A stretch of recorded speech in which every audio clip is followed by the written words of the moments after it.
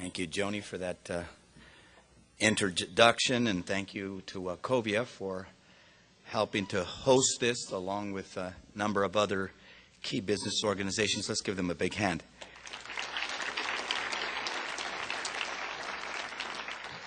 And of course, to Dean Olian, and to the faculty and students, to all of those who added their voices to this morning's conversation, of course, to my friend Chancellor Abrams, who's here with us today as well. Thank you all. Let's give them all a big hand. Whenever I come to the Anderson School and hear the forecast, I always leave feeling as if my vision has been corrected, and believe me, it's not always a painless procedure.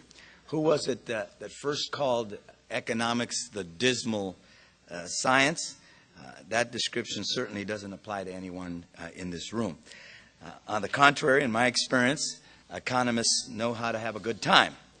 This morning, you've talked about solutions for some of the most difficult, some say the most intractable problems facing our city and our region. But I want to open today by saying how fortunate I feel, and how fortunate we should all feel to live in a place like Los Angeles. There's no question that we face a monumental challenge as a city, but we should never lose sight of how blessed we truly are. If we spend more than our fair share of time stuck in traffic, it's because so many people dream of living here in Los Angeles. It's because so many people find opportunities in Los Angeles that would be inconceivable anyplace else. A city like no other in the world. We're rich in world-class institutions of higher learning, and we're actually here, hosted by one, my alma mater, UCLA. We're very fortunate to have an abundance of world-class talent that's produced here at this university and at that university across the city. Another great institution, USC, and of course, Caltech, the CSUs. This is, without question, a city of great talent. We're also the undisputed creative capital, not just of the United States, but the world. The logistical nexus and the economic heart of the Pacific Rim. And we claim home to a truly global city, a thriving community encompassing a dazzling and infinite diversity of human experience and perspective. As Angelinos, we come from 140 different countries. We speak 224 different languages. We boast the largest concentration of Mexicans living outside of Mexico City, more Nicaraguans living outside of Nicaragua than any other place, more Guatemalans, more Salvadorans. How many other cities can boast of having a little Ethiopia, a little Persia, a little Armenia, and a little Tokyo? We also have a Chinatown, a Koreatown, a Thai town, and an historic Filipino town. And of course, let's not forget that this is Tinseltown as well. Our market is surging with over $420 billion in commerce, the 17th largest economy in the world, larger than the national economies of Taiwan, Belgium, Saudi Arabia, Norway, and Turkey. Our writers and producers are telling the stories and making the music that are defining the culture not just of Los Angeles and the United States, but world culture as well. Our ports are moving the goods that are moving the national economy. We were just, and I know that I can't see with the lights, all of you are here today, but I know there are members of the Chamber of Commerce of Los Angeles, and we were just in Washington, D.C., where we shared a seminal report on our port, and what we said was, as goes Los Angeles, so goes the nation. In every single congressional district, there are jobs and dollars produced as a result of the goods that we move. We move 43% of all the goods, seaborne goods that enter the United States of America. In the next 20 years, we expect to move 70% of all the seaborne goods. So Los Angeles, in many ways, is an improbable success story. 44 settlers on the remote periphery of the Spanish Empire, scratching a pueblo out of the dust, constrained by natural resources, unblessed by geography, limited to what humans could imagine and build. But that's always been the story of our city. Whenever I think about what it means to be from Los Angeles, what it is to be an Angelino, I think of my mother, a single mom who raised 4 kids. She worked 2 jobs. She rode the bus nearly every day of her life, and she did it with confidence. She looked forward to the future, secure in the knowledge that with hard work, her dreams for her children would come true in this incredible city of dreams, where so many people have been able to reach success on a scale and scope second to no place, not just in the United States of America, but any place in the world. And here we are today. We've touched on many issues this morning. I wasn't here for the presentations, but I did get a briefing, and of course I got an opportunity to read the forecast and report. I must say, very fortunate when I say that we have talent. Make no mistake, there's great talent in this city. And we all recognize that these issues are interrelated, that the economy is not static, it is not isolated, that we're all connected and all interrelated. And I would like to submit to you that the defining challenge that we face as Angelinos lies in sustaining and maintaining the single focus that my mother had, the confidence in the future that she had, the confidence in the future that the many immigrants who come to Los Angeles have when they come here, because make no mistake, this is the new Ellis Island of America, the city of America's hope and promise. There are so many statistics that define LA's problems. We have more gang members than any city in America. We have fewer police. We have more homeless than any city in America. We have the 3rd most expensive housing market. We have less of a penetration of the middle class in our schools than any big school district in the United States of America. More homeless kids in our schools, more foster kids, more kids on the school lunch program, and yet at the same time, this is also a city with as many billionaires, if not more, than any city in America. Some 267,000 millionaires live in the LA region. Our per capita, we have the nation's smallest middle class, but I think it's important to stress that Los Angeles is not alone in many respects in terms of the divergence between wealth and poverty. If anything, we're on the leading edge of national trends. In America today, we're seeing greater concentrations of wealth at the very top than at any time since the Gilded Age. More and more Americans find themselves working harder and earning less. Half of our people are teetering just months from bankruptcy. And this is a trend that no city, no state, no nation, no democratic nation can afford to ignore. I call it the law of physics.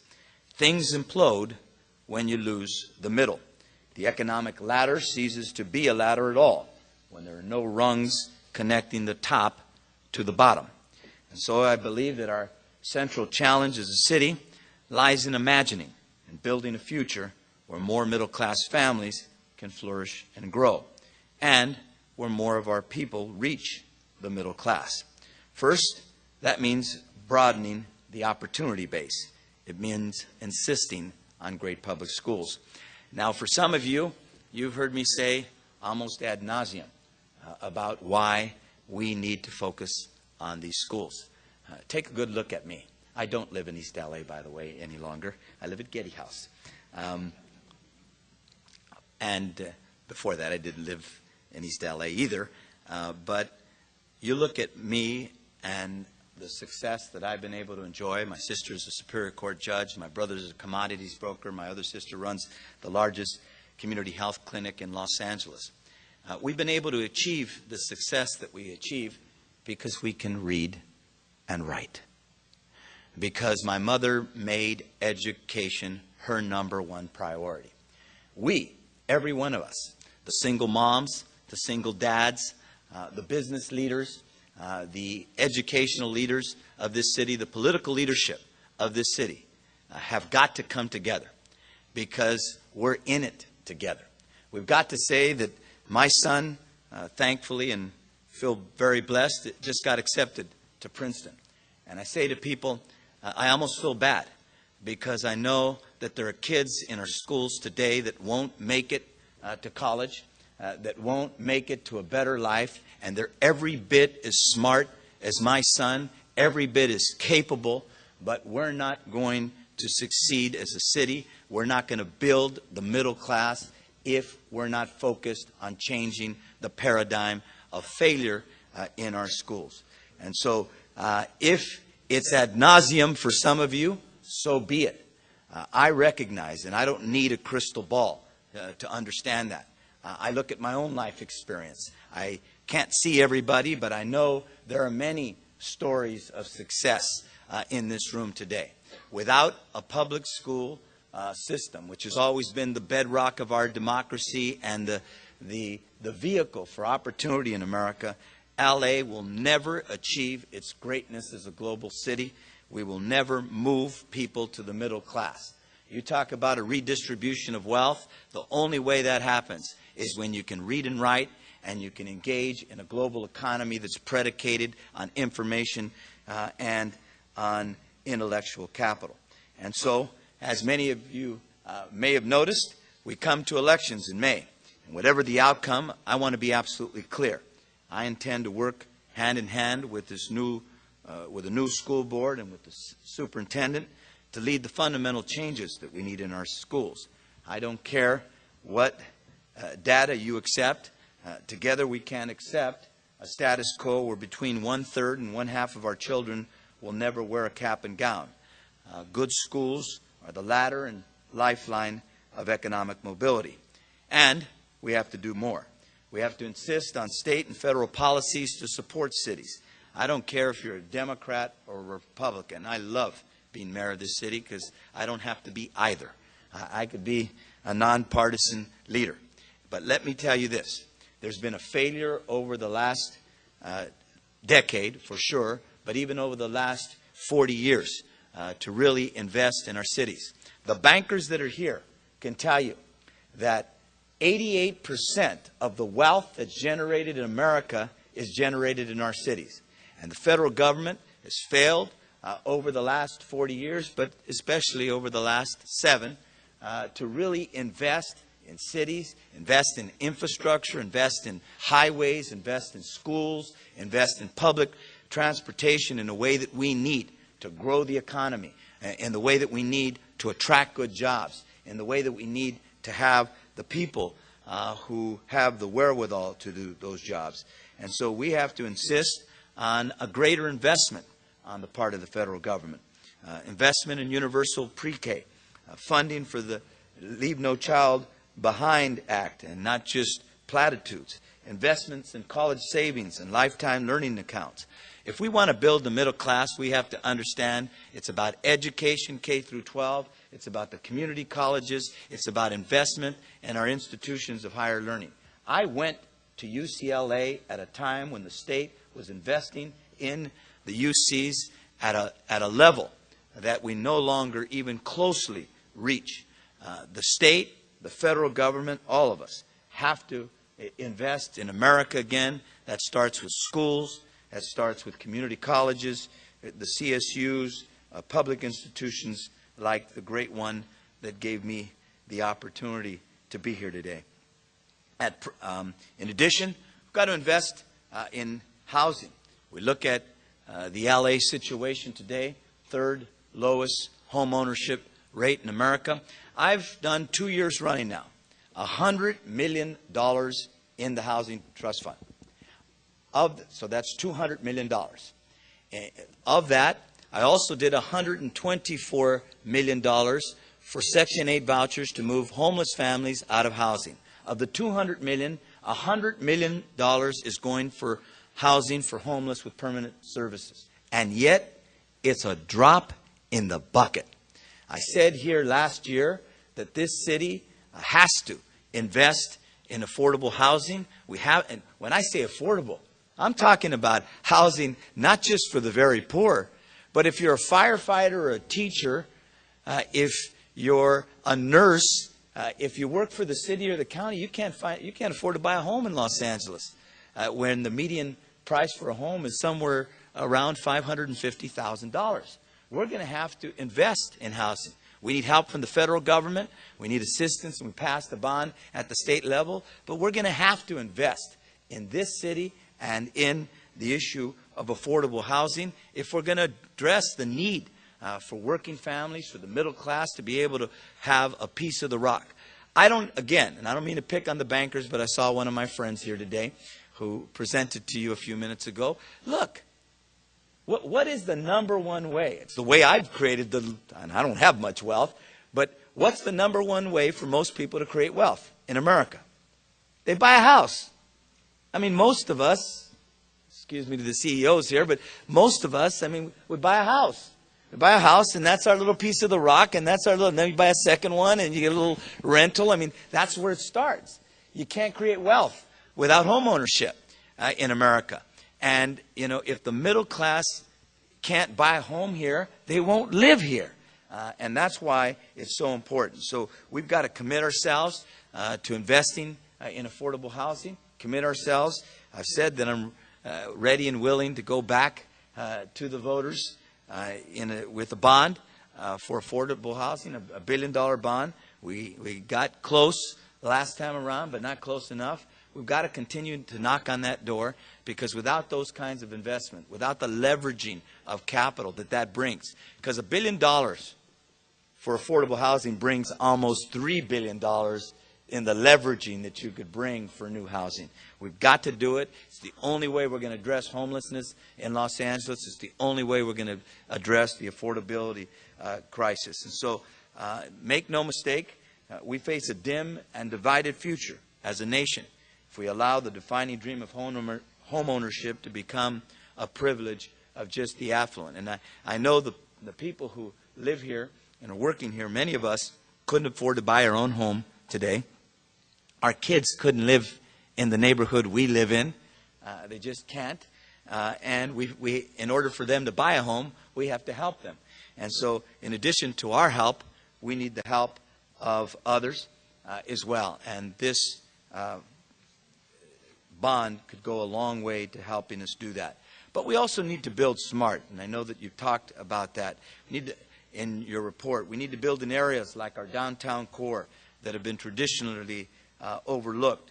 We need to strategically target resources in neglected neighborhoods. One of the things we're doing in the city, in addition to our $200 million that we put in the Housing Trust Fund, we're drawing down money from the state and saying to them they should create formulas that reward self-help cities and counties, so we leverage their money against ours.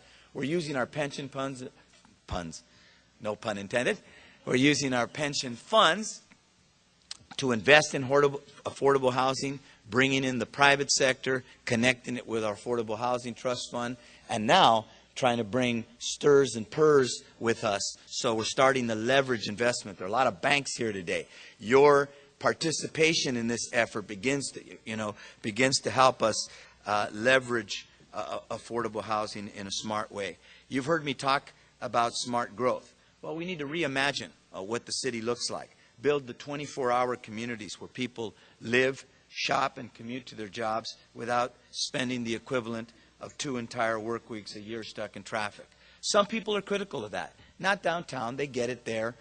That's a place where we're going to invest in what they called transit-oriented development, mixed use. We're going to go vertical there, just like you go vertical when you go to Paris and London and Shanghai, Gary, and all the other places that you've been when you travel around the world. Why is it good enough for the great cities of the world and not good enough for Los Angeles? I'll tell you why.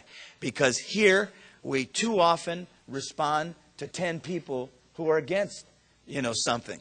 Well, I learned something a long time ago, and once again I learned it from my mom when I was on a college campus. My mother said, you know, son, I see you in these protests. I know you're such a believer. You're for social justice. I have such a respect for you. But when you grow up, son, people want to know what you're for, not just what you're against. And I never forgot that. And we as a city have to be for building this middle class, for investing in this city, for smart growth, for strategically investing our assets in a way that grow the economy, that invest in people, and that rethink what the city looks like. So that means that in places like Century City, yes, those of you who live there, we are going to put housing next to shopping, next to jobs. That's what you do throughout the nation and the world, and that's what we're going to do here. But obviously, we've got to do it smart. We've got to do it where it makes the most sense. We've got to build the support, got to reimagine. And that's why it's so important to hear from people like all of you. We've got to reimagine what the downtown core could look like, what the transit corridors could look like, how we connect more people with jobs. The reason you hear me talk about public transportation all the time, again, ad nauseum, is because without it, we're never going to deal with traffic. And thank you for saying I put, stop construction during the rush hour. Yes, I did. I put 70 traffic officers at the worst intersections. Yes, I did. I did the Tiger teams on Wilshire Boulevard. 20% increase saving of commute time on Wilshire Boulevard during the traffic hour. And with all of that, you've barely noticed, and people are still complaining. Why? Let's be honest. Because almost every one of you, including me, got here by car today. Almost none of you got here on a bus, and we got a great public transportation system. We have the best bus system in the United States of America. These red buses that you see, the rapid buses, they're great. They can take you down Wilshire Boulevard in 50 minutes to UCLA. And your kids use them, though your professors and other workers probably need to use them a little more. So we've got to invest in public transportation. We also got money for the HOV lane on the 405. Why was that important? We got to encourage people to get out of their single passenger automobile. Two of us in a car once in a while. I mean, we're never going to deal with traffic without those kinds of investments. That's why you saw me passing out the flyers and schlepping from one place to another, because promises made is promises kept. When the governor and the state said, we want your support, and we voted for those bonds at greater numbers than anybody in the state. And then they give us 12% of the money that's supposed to go to congestion, and we were supposed to get 33. You're darn right you had one hot-blooded, mayor, pretty hot. And we ended up getting 29% of the money, not quite 33%, but it was a start. And so we've got to invest in HOVs. We've got to invest in making our freeways smarter and better.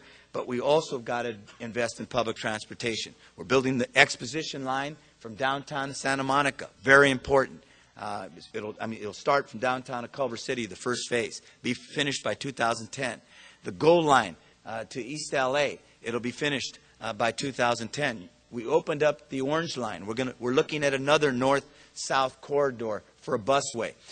I've talked about, again ad nauseum, but we're going to do it. Make no mistake. You got to dream, folks. If you're not dreaming and then doing the wherewithal. My mother, keep on referring to my mother, she used to do something called self-actualization, not self-visualization. The difference between self-visualization and self-actualization, she used to always tell me, is you don't just dream.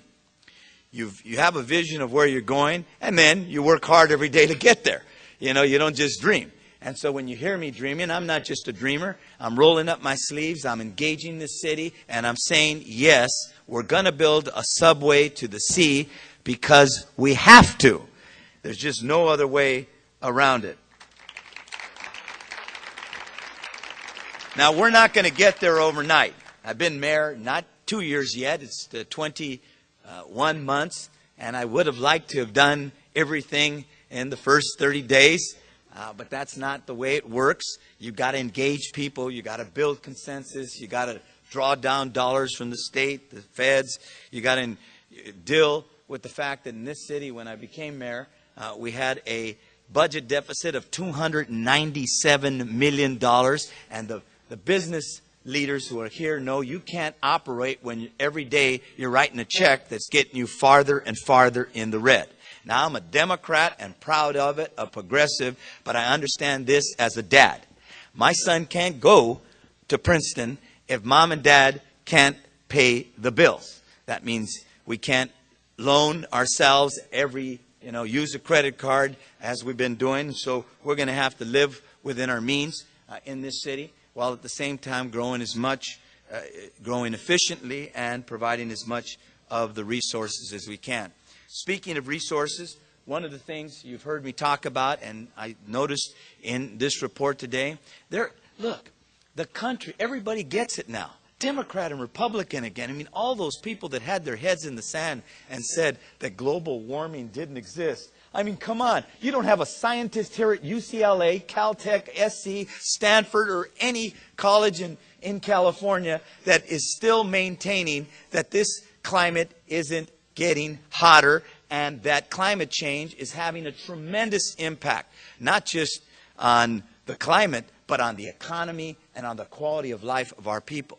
Our investment strategically and smartly in the green economy, moving, here in California, the state went to 20% green power by the year 2017. Well, not to be outdone, and because LA has to be the greenest, cleanest big city in America, we're going to go to 20% renewables by 2010. We're already at 8% just in the last 18 months, and we're going to get to 20% by the year 2010. Why is that important? Well, first of all, we play our part in cleaning up the air. Second of all, we begin to invest in moving away from an over-reliance on fossil fuels at a national level, and it starts with city and states. But then, very importantly, for the business people here, where are the opportunities? If California is leading the way, if the nation, and not just the nation, Shanghai, Mexico City, every big city in the world is moving to clean up their carbon emissions and reduce their greenhouse gas emissions. So, what do we have? We have an opportunity to create a new economy here. A new economy exporting our intellectual capital to clean up the environment. LA should be the center of that. Why? We have the dirtiest air in America. We have a port that produces 26% of all the carcinogens in the region. So we've got to grow our port, and we will, but we also have to green our port and develop it with UCLA, SC, Caltech, the intellectual capital to do that. So we've got to see beyond just the few feet before us. We've got to invest in the city, recognize the key financial and logistical bridge linking Asia and Latin America. When you hear me talk about education, and every time I do a press conference, I do it in English and Spanish. And what I said to people when they first started complaining about this in 1998 when I became speaker, I said, look, if I could speak Mandarin, Korean, and Armenian, I'd be doing my press conferences in those languages as well. In every other country in the world, we get it. People being able to speak 2 and 3 languages is a good thing, not a bad thing. In a city with 36 different nationalities that have their largest population here outside of their country of origin, in a city with 50%, 48% foreign-born according to the census in 2000, in a city with a gateway to the east. Gary, when we went to China, everybody there, the leaders there, business and political, could speak English. When we go to Mexico in a month, all of their leaders can speak English. Our ability to speak Mandarin and Spanish and Korean and Armenian in the Venice of the 21st century, in the place that's moving the goods of the world, is critical to the future of this city. We need schools that can do that, and we need to understand that it's a key to our future. Supporting the new economy. I mean, look, you hear me talk about biotech. Why is biotech so important? Because we've got UCLA, SC, and Caltech, everybody. We've got the City of Hope. We've got, the Cedars-Sinai Medical Center and all the great medical institutions that we have here. This is ground zero.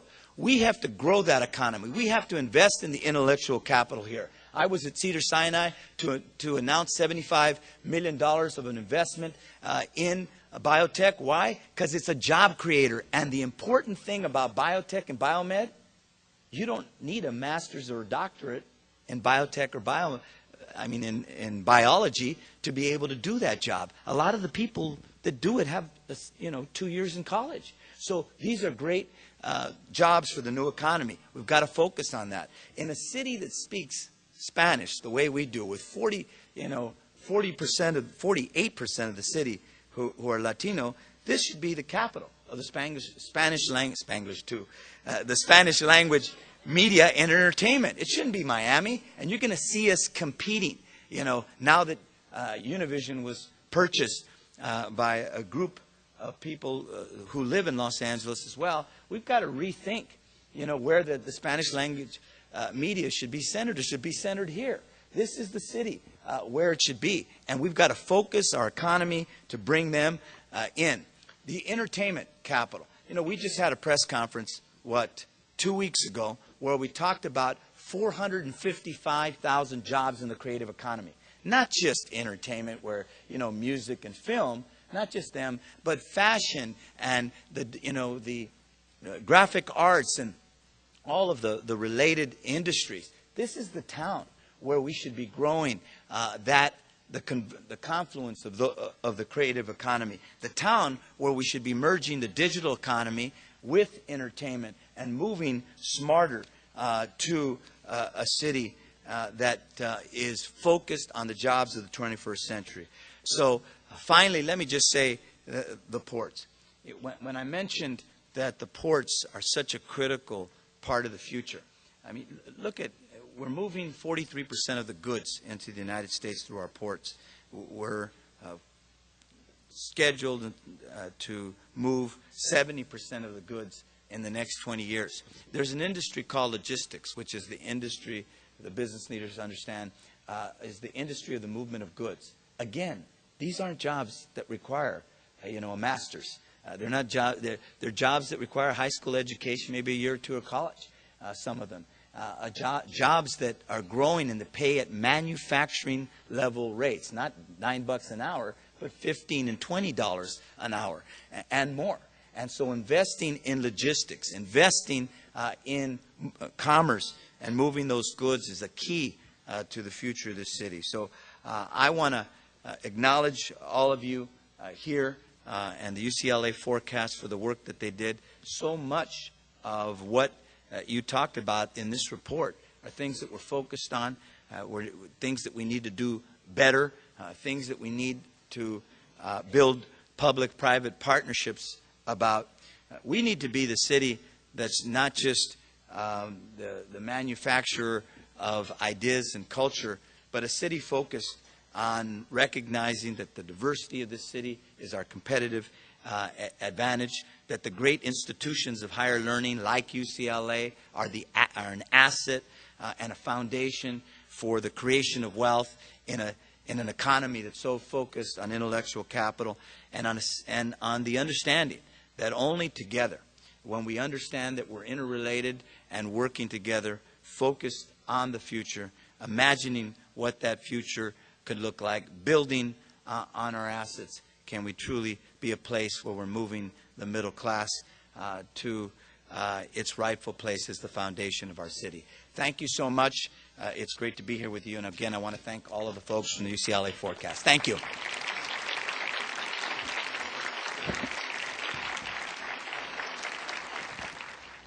Mayor, that was truly an inspired and inspirational speech.